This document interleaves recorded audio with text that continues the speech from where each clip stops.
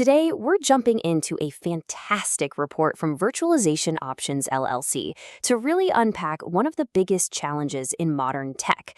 It's this constant balancing act, this tug of war between making our systems super flexible and making them incredibly fast. All right, let's get into it.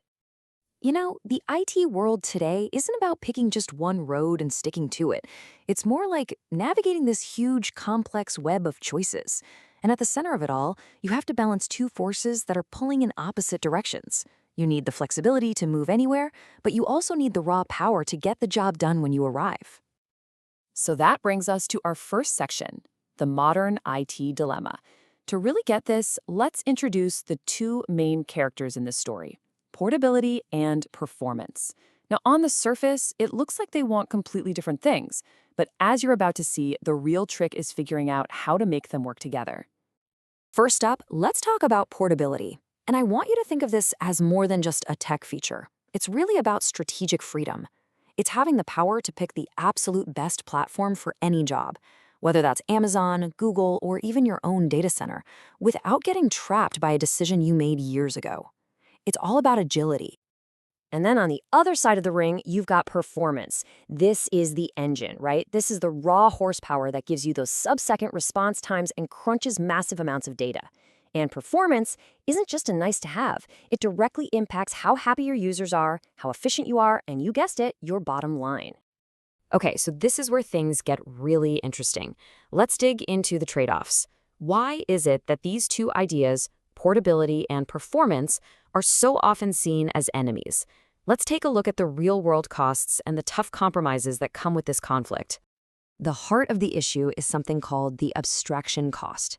See, to make an application portable, you have to wrap it in these layers of software, like containers or virtualization. A great way to think about it is like getting dressed for unpredictable weather. You put on a t-shirt, a sweater, and then a raincoat. Now you have the flexibility to handle anything, right? But try sprinting in all those layers. It's a little tougher. It's the same idea here. Those software layers give you amazing flexibility, but they can come with a small performance tax. And you can really see how those layers stack up. Each one adds extra processing steps. It eats up a little more memory. Now, for some jobs, that performance hit is so small you'd never notice. But for others, especially those really heavy-duty, compute-intensive tasks, that penalty can be a big deal. We're talking about potentially reducing your raw performance by 20 to 40%. That's huge. But what if you just ignore portability and go all in on performance with just one platform? Well, you run smack into this problem, vendor lock-in. And what that really means is you become totally dependent on one company's technology. Your power to negotiate just evaporates, your costs start to creep up, and your ability to try new things gets choked off. So let's talk numbers for a second. If you really want to understand how a portable application performs, you can't just test it on one or two systems. It's not enough. The research shows you need to check it out across at least 10 different platforms to get a real accurate picture of how efficient it is. And this right here, this is the kind of performance gap you could be looking at. A 40% difference between code that's been perfectly tweaked for one specific environment versus code that's built to run anywhere. That's a serious trade-off you've got to think about. And this? Well, this is where it can really hit your wallet. If you've got an application that isn't portable and you're stuck running it on a platform that it wasn't designed for, you could be looking at your costs tripling, 3 times higher. Making the wrong move here can have a massive impact on the budget. But hey, this isn't all doom and gloom. Not at all. Here comes the plot twist. It's not actually about choosing one or the other. It's about using really smart strategies and proven designs to actually get the best of both worlds. So how do we do it? Well, here are 6 proven plays. First, you break down those massive applications into smaller microservices. That way you only have to optimize the really critical bits.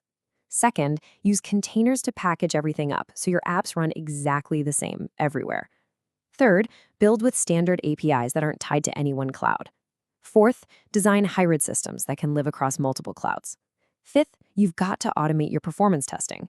And last but not least, apply that heavy-duty optimization only where it's going to give you the biggest bang for your buck. All right, so we've talked strategy, but what does getting this balance right actually mean for the business, for the bottom line? Let's talk about the real return on investment here. Because let's be honest, at the end of the day, all these cool architectural decisions have to make financial sense. So what's the payoff? And wow, the numbers speak for themselves. When organizations get this balance right, they see an average of 35% in cost savings, a massive 60% gain in resource efficiency, and a 25% drop in the total long-term cost of ownership. We're talking about serious game-changing numbers here. And it's not just about saving money either. Optimizing performance can directly make you money. Think about an e-commerce site or any app your customers use. Just a 100 millisecond improvement in speed, that's literally faster than the blink of an eye, can boost revenue by 1%.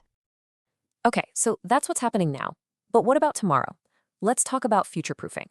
What are the big trends that are going to define how we approach this whole balancing act over the next few years? Looking ahead, there are three massive shifts on the horizon. First, AI is going to take over, automatically figuring out the best place to run every job based on cost and performance. Second, we're going to see an explosion in edge computing, which is going to demand solutions that are both super portable and super fast. And finally, portability is just going to become the standard, with over 70% of companies expected to be running on multi-cloud strategies. So with all that in mind, what can you do right now? Here's your game plan. First, take an honest look at where you are today with portability and performance. Next, map out a clear strategy that actually lines up with what your business is trying to achieve. Then, invest in the right tools and, more importantly, the right skills. And finally, don't try to do it all at once. Start small with a few pilot projects and build from there. Which really just leaves us with one final question to think about. I want you to take a hard look at your own organization's tech. Is it built with the flexibility and the power you're going to need for the future? Or is it running on systems that are slowly but surely getting trapped in the past?